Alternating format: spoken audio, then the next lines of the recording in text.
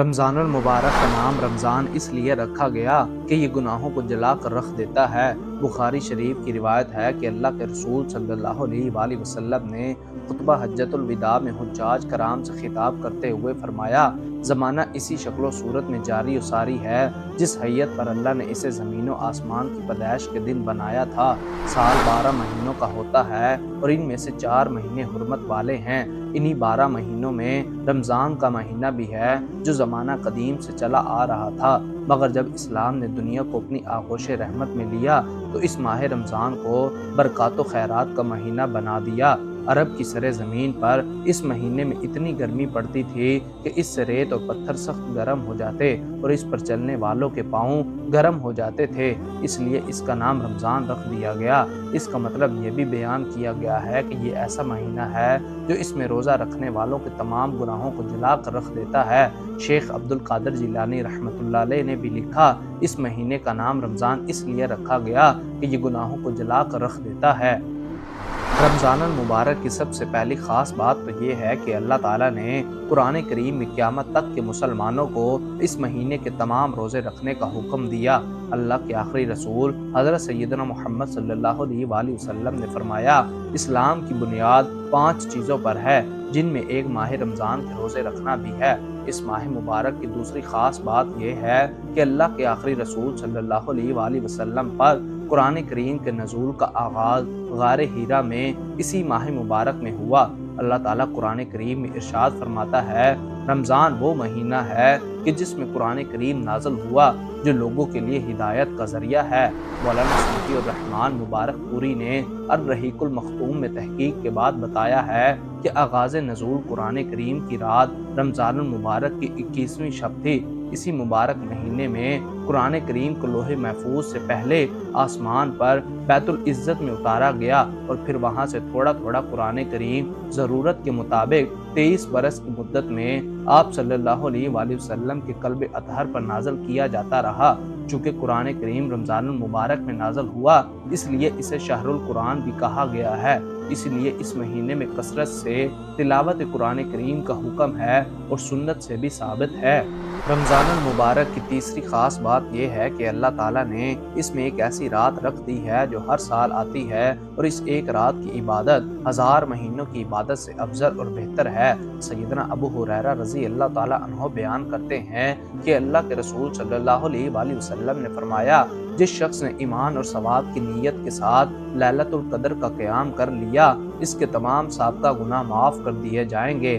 اس ماہ مبارک کی چوتھی خاص بات یہ ہے کہ اس کے دن کا روزہ اور رات کا قیام پچھلے تمام گناہوں کی معافی کا ذریعہ ہے۔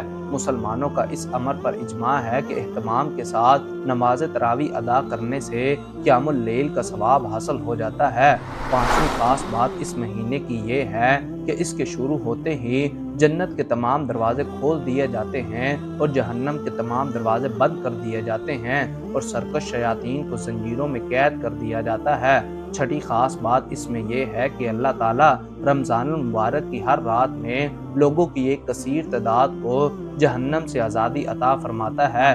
روایات کے مطابق رمضان کے ہر دن اور رات میں اللہ تعالیٰ اپنے بندے کی ایک دعا ضرور قبول فرماتا ہے۔ 7ویں خاص بات اس ماہ مبارک کی یہ ہے کہ اس میں سابقہ گناہوں کی مغفرت ہو جاتی ہے اگر اس کا روزہ اور قیام ایمان اور ثواب کی نیت سے کیا جائے۔ ماہ رمضان المبارک کی 8ویں خاص بات یہ ہے کہ اس کے روزے 10 ماہ کے روزوں کے برابر ہیں اور اگر کوئی شخص ماہ شوال کے 6 روزے ساتھ ملا لے تو اسے پورے سال کے روزوں کا ثواب مل جاتا ہے۔ 9ویں خاص بات یہ ہے کہ جو شخص اس کی کسی رات میں امام کے روانہ ہونے تک نماز میں شامل رہے تو اسے پوری رات کے قیام کا ثواب ملتا ہے۔ 10ویں خاص بات یہ ہے کہ اس ماہ برکات و خیرات میں اگر کوئی شخص عمرہ ادا کرے تو اسے پورے حج کا ثواب ملتا ہے، بلکہ ایک روایت کے مطابق نبی کریم صلی اللہ علیہ وآلہ وسلم کے ساتھ مل کر حج کرنے کا ثواب ملتا ہے۔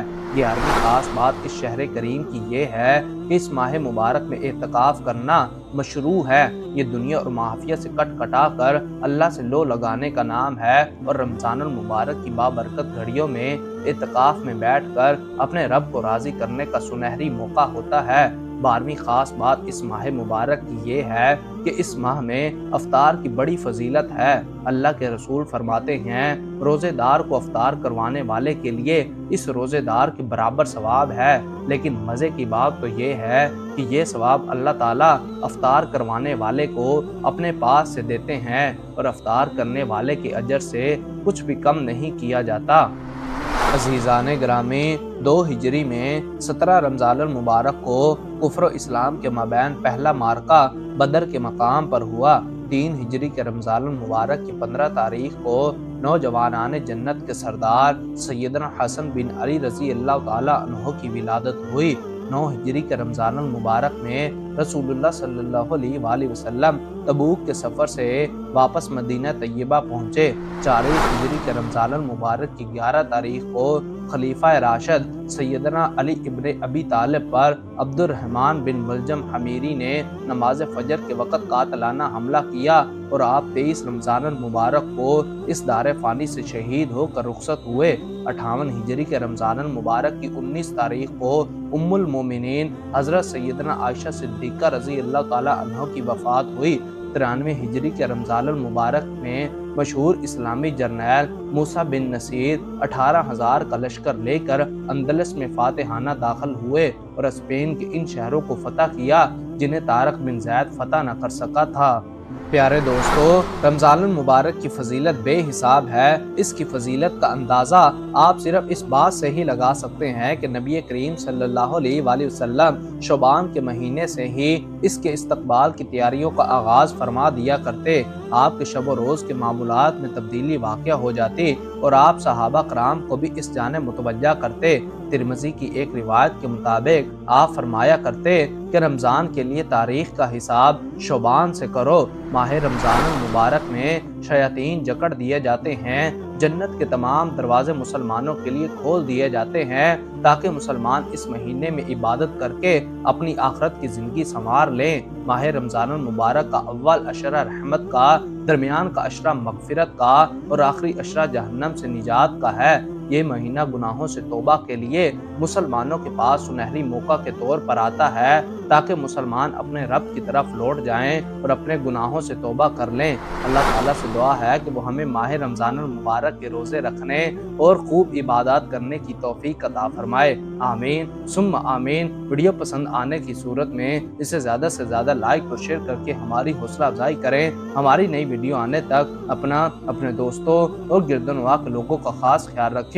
خدا حافظ۔